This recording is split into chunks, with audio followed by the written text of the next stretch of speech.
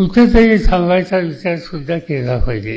तुम्हाला अस्वस्थता कदाचित वाटेल, पण मी राष्ट्रवादी काँग्रेस पक्षाच्या अध्यक्षपदावरून निवृत्त व्हायचा निर्णय आज घेतलेला आहे. साहेब, तुम्ही माढ्यामधून लढला होता एक शेवटचा मी आता कुठं लढणार नाही, मी तुला उभा राहणार नाही. 2020ला मग 2024ला आणि अधूनमधून राष्ट्रवादीचे अध्यक्ष शरद पवार यांनी राजकारणातून निवृत्तीचे संकेत दिले. पण शरद पवार कधी निवृत्त होतील या प्रश्नाचं उत्तर कोणाकडेच नाहीये. आता वय वर्ष 85 झाल्यानंतरही हे तरुण नेतृत्व पुन्हा एकदा राज्यसभेच्या रिंगणात उतरलेलं आहे. आता तुमच्या मनात काही प्रश्न पडले असतील की काम करायला उत्सुक असणारे अनेक जण पक्षामध्ये आहेत, त्यांचा विचार राज्यसभेसाठी का बरं झाला नसेल? आपल्याला निवृत्त व्हायचंय असं स्वतः सांगून सुद्धा का आपल्याच वक्तव्यांवरून शरद पवार मागे हटतायत? निवडणूक लढवायला त्यांना कोण प्रवृत्त करतंय? नव्यांना, तरुणांना संधी द्यायची असं म्हणणाऱ्या शरद पवारांच्या कुटुंबातच आमदार खासदार कसे? शरद पवार राज्यसभेत गेल्याने राष्ट्रवादीच्या विलिनीकरणाची शक्यता किंवा चर्चा थांबणार आहे का? पवारांना राज्यसभा लढवायला लावण्यामागे कुणाचं डोकं असावं असे ते प्रश्न आहेत. मग जे लोक म्हणतात की शरद पवार जे बोलतात त्याच्या बरोबर उलट करतात, यात तथ्य नाहीये का? सविस्तर विश्लेषण करू. सो पूर्ण पहा, चॅनलला सबस्क्राईब करा आणि अर्थातच या विषयावरती कमेंट सेक्शनमध्ये तुमच्या प्रतिक्रिया नक्की द्या. नमस्कार, मी प्रदीप. मूड फ्रेश करणाऱ्या मराठी मूडमध्ये आपल्या सगळ्यांचं स्वागत. आपल्या राज्याच्या राजकारणामध्ये गमती जमती सुरू आहेत.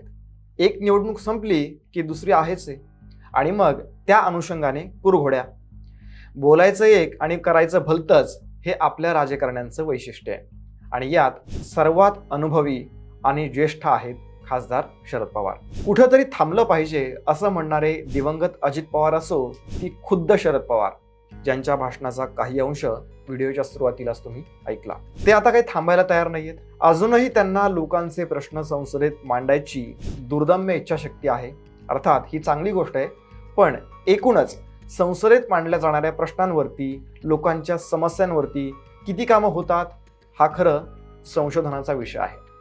हरकत नाही. दोन गोष्टी आहेत. पहिलं म्हणजे विलिनीकरणाची अट मान्य करा तरच पाठिंबा देऊ अशी अट सहकारी उद्धव सेना आणि काँग्रेसने त्यांना घातली. अर्थातच सध्या तरी ती अट मान्य करण्यात आली, त्यामुळे तुर्तास दोन्ही राष्ट्रवादीचं विलिनीकरण होणार नाहीये. त्यामुळे सहकाऱ्यांनी सहकार्य केलंय. दुसरी, भाजपाने आपला 5वा उमेदवार न देता शरद पवारांना पाठिंबा दिलाय.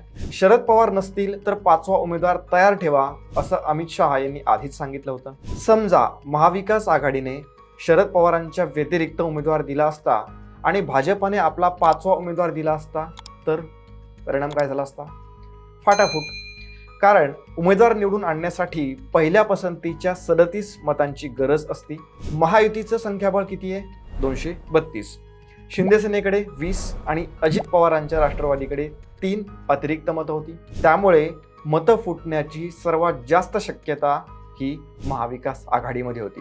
आता ही नामुष्की ओढवण्यापेक्षा पवारांनाच मग पुढे करण्याची योजना आखण्यात आली असावी अशी चर्चा आहे. ही निवडणूक तर बिनविरोध होणार आहे. पवारांना या वयामध्ये कार्यरत राहण्याची इच्छा ही एक सकारात्मक गोष्ट आहे. हे जरी खरं असलं तरी या निमित्ताने काही प्रश्न उपस्थित झालेले आहेत. राष्ट्रवादीचे तुकडे झालेले आहेत 2, पण दोन्हींकडे आमदार खासदार आहेत. सुप्रिया सुळे, सुनेत्रा पवार, रोहित पवार आणि खुद्द शरद पवार हे विद्यमान, आणि आता त्यामध्ये भर पडणार आहे वादग्रस्त पार्थ पवार यांची. म्हणजे कुणालाही उमेदवारी दिली जाते. राज्यसभेसारख्या वरिष्ठ सभागृहामध्ये जाण्यासाठी काहीच क्रायटेरिया नाहीये का? आणि एकाच घरामध्ये इतके आमदार खासदार. मग तरुणांना किंवा नव्यांना संधी द्यायची हे काय फक्त भाषणामधलं वाक्य आहे का? की सगळ्यांनीच आग्रह केला आणि मग तो पवारांना मोडता आला नाही असं काही होतं का? याबद्दल स्वतः शरद पवारांचं कुठलंही स्टेटमेंट आलेलं नाहीये. त्यांच्या वतीने मात्र सर्वजण बोलताना आपल्याला दिसून येत आहे. कुटुंबाचे पक्ष आणि घराणेशाहीमुळे राजकारणाचा स्तर हा किती खालच्या पातळीवरती गेलाय हे मागच्या काही वर्षांपासून आपण आपल्या राज्यामध्ये पाहत आलो आहोत. सामान्य जनतेला सुद्धा याचं आता काहीच वाटेनासं झालंय. आणि ही नेमकी कुणाची बौद्धिक दिवाळखोरी आहे याचा सिरियसली विचार करण्याची वेळ आलेली आहे. पण सुप्रिया सुळेंच्या भाषेत सांगायचं झालं तर मायबाप जनतेच्या आशीर्वादाने सगळं चाललंय चांगलं यांचं. शरद पवार हे महाराष्ट्रातलेच काय देशातले एक ज्येष्ठ आणि अनुभवी नेते आहेत. ते असंही समजा पत्रकार परिषदा घेऊन बोलले किंवा मग सार्वजनिक कार्यक्रमांमध्ये आपला आवाज त्यांनी उठवला तरी त्याची दखल माध्यमांमध्ये घेतली जाते आणि एकूणच सगळीकडेच घेतली जाते. मग त्यासाठी संसदच कशाला हवी आहे? कारण एकतर त्यांचं वय, चालताना आणि बोलताना होणारा त्रास लक्षात घेता किमान काळजीपोटी तरी ही उमेदवारी इतर कुणाला तरी द्यायला हवी होती. पण तसं काहीही झालेलं नाहीये. शरद पवारांनीही याचं समर्थन केलेलं नाही आणि विरोध सुद्धा केलेला नाही, हे विशेष आहे. सत्ताधार्जिणी भूमिका हे तर दिसून आलेलं आहेच आहे आणि कित्येक वेळा दिसून आलेलं आहे. मागच्या काही दिवसांपासून शरद पवार सत्तेविरोधात काहीच बोलत नाही. उलट अनेक वेळा त्यांनी पंतप्रधान नरेंद्र मोदींसोबत व्यासपीठ शेअर केलेलं आहे. ज्या गौतम अदानींविरोधात विरोधक त्यातही काँग्रेस सारखा राष्ट्रीय पक्ष आवाज उठवतोय तिथे अख्खं पवार कुटुंब अदानींच्या सेवेत आहे. अदानीही पवारांना गुरु मानतात. याशिवाय अजूनही बरेच काही मुद्दे आहेत ज्यामुळे ते संसदेमध्ये जाऊन सरकारविरोधात काय प्रश्न उपस्थित करतील हे प्रश्न उपस्थित होत आहेत.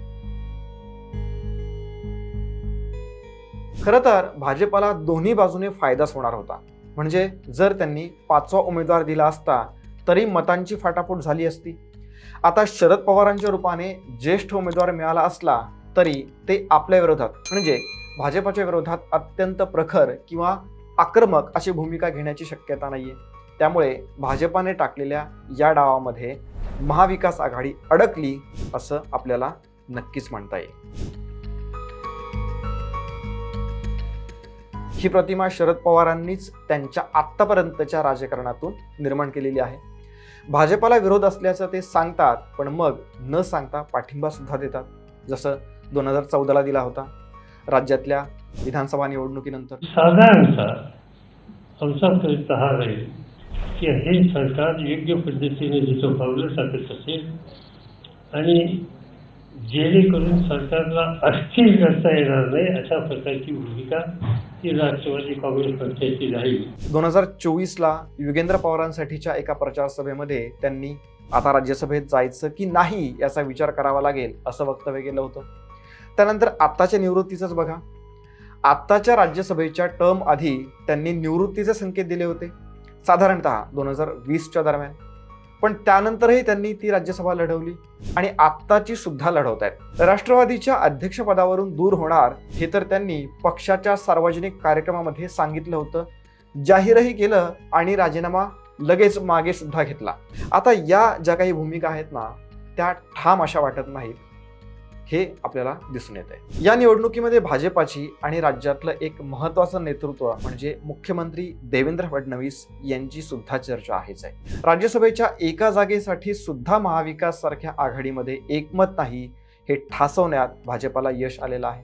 कारण बघा, भाजपा 5वा उमेदवार देणार नव्हताच पण केवळ चर्चा केल्याचं भासवलं तरी सुद्धा महाविकास आघाडीमध्ये कसं वातावरण तयार झालं हे समोर आलं आणि ते आणण्यामध्ये भाजपा हा पक्ष यशस्वी झाला.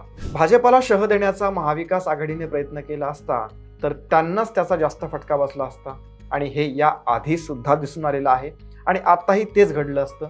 त्यामुळे या निमित्ताने भाजपाला जे काही साध्य करायचं होतं ते तर त्यांनी केलेलं आहेच आहे. आता ही निवडणूक झालेली आहे. आता पुढच्या निवडणुकीची वाट आपण बघू. पण राज्यसभेच्या या निवडणुकीविषयी आणि एकूणच शरद पवारांच्या नावाविषयी जे काही राजकारण झालं आणि भविष्यामध्ये होणार आहे त्याविषयी तुम्हाला काय वाटतंय हे आम्हाला कमेंट करून नक्की सांगा.